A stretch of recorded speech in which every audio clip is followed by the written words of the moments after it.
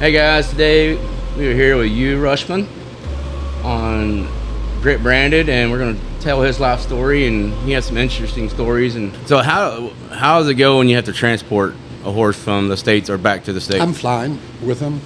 Okay. A good friend of mine, Katie Forrest Schroeder. That's Robbie Schroeder's son. Mm-hmm. He's married to Katie. They got a transportation company in Gainesville, Equiflight, and she flies, I don't know how many hundreds horses. So we bring him from her place directly to the airport in Fort Worth. They never touch the airport ground. Really? Yeah, we got them containers, and we back up the trailers, and they go from the trailer direct, in the container, and then they get in the plane. It's regular cargo planes. Yeah. I think you can put, we flew the highest was, I think, 55 horses in there. Oh, wow. Yeah, it sounds so crazy, but horses don't know we flying. They don't care. No. And I tell you what, from here, from Fort Worth, Dallas to Frankfurt, flying, it's a lot nicer than driving from here to Oklahoma City. There's no rope bumps, no slamming the brakes, It sounds so crazy, but they sleep. A couple of years ago, we had 6 weanlings. So we took the partition out of the container and just let them run and play. And I think we went about 30 minutes in the air. They all laid down and slept for 7 hours out of 10. That's crazy. So they don't care, really. No. And we don't drug them or anything. It's really easy. It's not natural. And they really don't know what's really going on. They're just more or less going to another hall somewhere else. Yeah. So they don't know if they're in the air on wheels. So I tell you what, like I said, it's a lot easier in the air than in a trailer. yeah, especially. And you had air conditioning in there. We check on them every 30 minutes, give them some water. They got hay. They're happy. Right. I mean, we never, and I do this for a long time, for the last at least 25 years, flying horses forth and back. It's a good trip for me. I don't have to pay for it. And you fly pretty much business class all the time. And we never ever had a problem with one horse. That's awesome. Never, ever. That's all. I think a lot of people, that is a good question. They don't know how the transportation part of that works. They hear horses going back and forth, but I think it's a good thing to talk about where people understand how it works. I met a guy from Argentina. He got a polo horse team. They flew all over the world like 100 times. I mean, they're flying to Switzerland, they're flying to America, they're flying to wherever. Them horses had more sticker on them containers than you can imagine. I mean, really? They've been in the plane more than in the trailer. Yeah. So I've learned a little bit about polo with a podcast. Have you ever played polo? nope, I'm too tall. Yeah. I'm too tall for that. I don't want to kill myself with a stick in my hand. It's a pretty rough sport. I didn't realize how many times they changed horses and stuff. I love to watch it. I know a couple, but no, that's not my. Not your thing. Yeah, I know my mortality. I know when I'm dying. No. We spoke a little bit earlier about the youth that you like to work with during the summer. Can you talk a little bit about that? Yeah, I did. Katie Forrest's mom, she runs the AQHA deal for a long time. She passed away last year, but she does the Youth World Cup. You have to think about every country got a team. 6 people, but 4 ride, and they come over here, and we supply them horses, so nobody gets his own horses, and they have to show them from halter, in reining, in pleasure, in cutting, everything, every event you can imagine, except fence work. They don't do fence work. And they draw the horses, every team, like from China, Spain, Germany, Mexico, Australia. They come from everywhere in the world. I think the last time we had over 200 kids there. So, wow. And we have about 15, 20 trainers probably. They take care, and I did always the cutting or wrench riding, and we help them and we show them with the horses, give them a little understanding. And sometimes they get a reining horse that's not really a good reining horse, so we have to teach them. Or the girls, that was so funny. I had 2 girls from China. They never saw a damn cow in their life. So you have to put them in a cutting pen. I mean, and then the language barrier, my Chinese is really not good. Not good. But it's a lot of fun. I love them kids, and I mean, I love to work with kids. I think that's our future, to get them there and get them off the streets, put them in the right environment, and give them some values. And don't get that in the wrong pipe. But I think a lot of kids from the big towns, they lost that a little bit. Yeah. And I think our deal, what we're doing, puts them back into this world. Again, respect, a lot of words, it's a big word, but, work with older people, respect it, and learn about working with animals. And no, I'm not talking only horses here. Right. Treat them right and learn it's work. You have to get up at 7 in the morning, or in the summertime earlier. You have to feed them, you have to clean them, you have to take care of them. And a lot of people don't even know that. No. That you just come to a lesson and think that we hop on a horse and work 30 minutes to go home. No, in my barn, when I had still my barn, they had to come in early, they have to clean them, they have to saddle them, they have to learn it and stuff like that. I mean, it's not just a horse, the whole thing around it. It's very important. Yeah. We're big into with the youth. I think that's our foundation that we're trying to build off of, especially for our industry. I think it helps the industry withhold itself, because you're investing back in these kiddos, and when you're not snarling on them, these trainers now are working with them. A lot of the.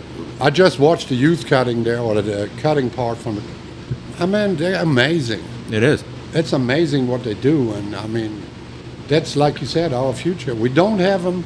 That sport's dying, and no, we got them. There's some amazing kids in there. I mean, and that's not only the horse. They got the reins in their hand. They have to work, and they have to show us what they can, and they did. Yeah. I mean, it's awesome.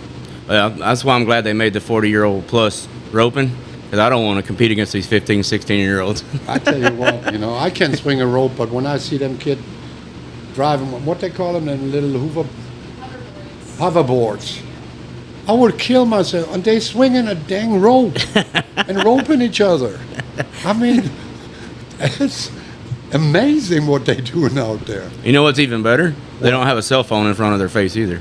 There we go. That's probably the most common thing I get when I bring a new client or somebody that wants to know more about the industry, is they walk around like these kids. They don't walk around. They don't stare at their phones and stuff. I said, See, that's what I got. I got a rule in my barn. The people that work for me, even me, I had my phone. Yes, I had my phone, but I put it on the fence. And when I'm done, lunch or whatever, I look at it. Somebody wants to talk to me, he'll leave me a message or don't. Yeah. It wasn't important. My people are not allowed to have phones on them. In my clinics, that's the first thing I said. You want to be in this clinic? No phones. Yeah. Like it or don't, I mean, I don't care. My rules. Yes, you pay me, but there's a big rule. We don't want to just, you work with me, I want your full attention. Don't be on the phone. It's, again, disrespectful. Yeah. I mean, it would be like we talking here and I put my phone there and I kind of, Yeah. Who's calling? That's disrespectful. 100%. I mean, I hate it when I go to the restaurants these days and there's a family and the two kids, daddy got a phone in his face, mama got a phone in his.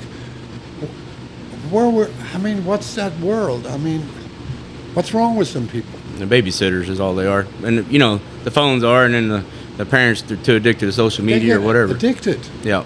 And I mean, I have to be honest, we do a lot of social media work and stuff. Yes, I look at my phone, but I'm happy when I don't see it. Yeah. But I have to. And I understand in the schools and stuff, but I think, and that's maybe a little much, but I think kids shouldn't be allowed in school to have a telephone. Yep. Should I had something to say? They probably hate me all. Well, my kids weren't allowed to have phones till they're 16. And they had to get that social media till they're 17, 18. So, that social media is a poison, for these kiddos. I think that's the biggest poison we got right now with the kids. Yeah. And you look at it, they text somebody and nobody respond. They think they get bullied or they desperate to get a response on it. Yeah. I mean, how crazy is it? Mm-hmm. They don't get a response, they get stupid. Yeah. I mean, how sad is that? It is. I mean, them kids, they hang on the phone. and get addicted. Yep. And I think, I don't care you drink alcohol, smoke cigarettes or whatever. Today, I think our biggest addiction is the cell phone, the social media. Yep. And I think parents should, my opinion, shouldn't allow that. Yep. I I agree. mean, they're school and they should learn to work with it and everything, but cut it off so they can't go on the internet or something. They can use it, but don't use it for being on social media. Right. And I think no kid should have a phone in the school. Or start them off with a pager. They probably wouldn't even know what to do with that. Yeah. That's all. We didn't have cell phones when I was growing up. But pagers about as good as they. We had a cell phone, not a cell phone. We drove to the gas station. Right. To call. I mean, I remember the time when we drove by. They had a little phone booth where you can drive with your truck and talk there. I mean, like I said, I'm 39. Yeah. No, but there's a lot of things in this world wrong. In this world that is wrong, and I think that's why I'm so happy to be in this group of people here. Yeah. This horse world that brings so much back what they should learn, or we should learn, relearn. You know, respect, open the door for somebody that's older or for a lady, you know, stuff like that. People, them kids today, they don't know. Right. They don't know. I had a funny story that came over, kid 20 years old, and she was from Switzerland, intern. I had a bunch of interns, and she asked me on Sunday or on Saturday night, she said, hey, I want to go to the Turner Falls. That's a funny story. And I said, no, she was 26. I'm sorry, 26. She was just finishing her studies for being a pharmacist. So a smart kid. And she did really good, and she wanted an off time before she starts a job and came over, rode 3 months with us, or tried. She didn't end it up really. Anyway. So she asked me, can I use the truck? I said, hey, yeah, go. It's a ranch truck. Go up there and you want to check it out. So Monday morning, I'm coming in there and I said, hey, how was it Turner Falls? She said, I didn't make it. I said, what do you mean? Well, my GPS didn't work.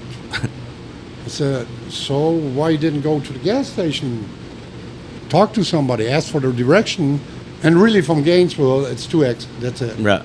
So I said, why you didn't ask them? I didn't. I was kind of shy doing this. I said, why you didn't buy you a map? And she looked at me and going, I don't know how to read a map. I mean, how sad is that? Yeah. So you know what she did? She called her dad in Switzerland. He pinged her on her phone and brought her back to the ranch. 26-year-old young lady.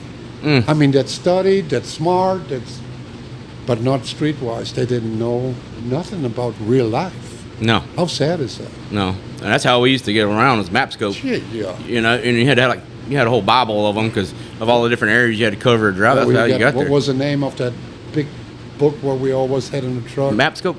Yeah. Map scope, yeah. Yeah, that's the only way. And I say it to my kids now. They look, I'm talking Greek to them or Spanish. Most kids today, they don't find the other side of the road without a GPS. Right. I mean, sorry. I shouldn't say that. I shouldn't say that. But, well, we're going to wrap this up, but I want to ask you a question. Yes, sir. If you were your 18-year-old self or you were giving advice to an 18-year-old, what would it be? Again, you get me all the time with stuff like that. I got some harder ones. I'm giving you the easy ones. Oh, God.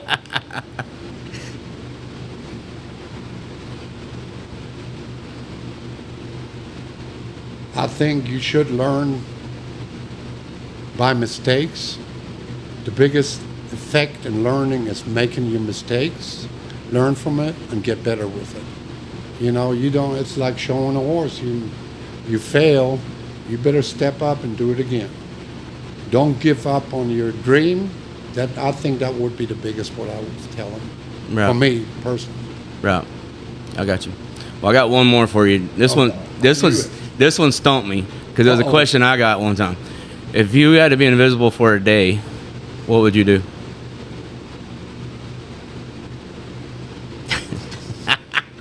That's a hard one. Yeah, no shit. I'm sorry. I shouldn't say that. No.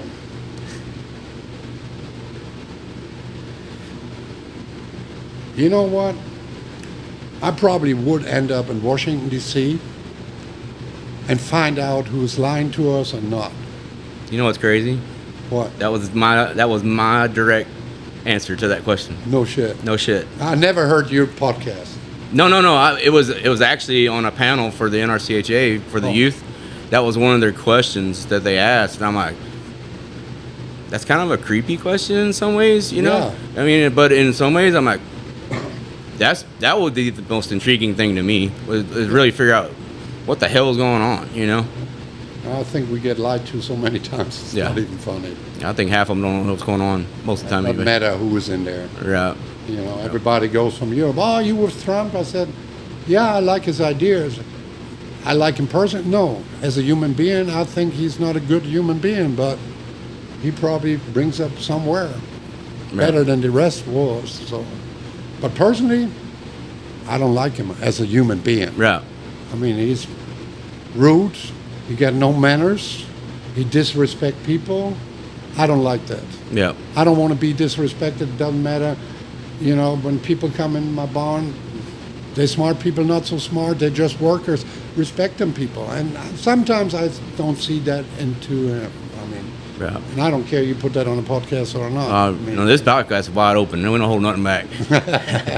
but you know, and I like his ideas. But I think we should be more respectful in this country. Yeah. We lost that. We have. I mean, and I'm from Europe, and it's really liberal over there. Yeah. And believe me, I don't like that either. Yeah. But there should be a more friendlier environment. Tough, but friendly. Well, I think a lot of that comes from being from the Western industry too. We naturally, have respect for each other. That is. 90% of the time, you have your people that just won't give it up, but most of us just want to be treated like we want to be treated. So yeah, hey, that's the business. Yes, sir. That's how you get treated here. Yes, sir. Well, I appreciate you having you on, and I hope you enjoy the show tonight. I'm sure excited about it. Oh, I loved it. I'm really thankful to be in here. You know. Yes, sir. I hope we do it again someday, or you got some different question, or you want to fly with horses. I can give you a trip there. It's fun. I'll you love it. The only thing, no liquor. No what? Alcohol. And you got no stewardess. You have to cook for yourself. Oh, I like to cook. So. Well, shit. You flying in the front with the captains, sitting in the front when they arrive or get off. And it's neat. You never did it before. It's a lot of fun. No. New experience. We're gonna try it. Come visit. I put you up for that. Yeah. I'm up to anything. Oh, hell, man. That's fun. Oh, yeah. That's the first time I jumped out of a dang plane. I loved it. Really? Scared to death, and I regretted it before. And then that idiot behind me said, hey, I know you're scared. I push you on 3. He pushed me on 1.5. I asked him later, I said, why you pushed me that early? He said, I know you would hold on 3. And I was kind of, oh, shit. Yeah. And then I enjoyed it. Yeah. But it takes a little bit. Yeah. I don't know, anything that involves adrenaline, I'm all about it. Oh, so I love it. I try not to get too addicted to too many things because some of it take it a little strong. And over 39, it's kind of rough on us. Yeah. Like I always said, when we got bucked off, the flying part is amazing, but the landing sucks, man. Anyway, I think I enjoyed it. I hope we see or talk to you again on the same deal or something else. Yes, sir. Anytime. All righty. Thank you. Thank you so much, guys.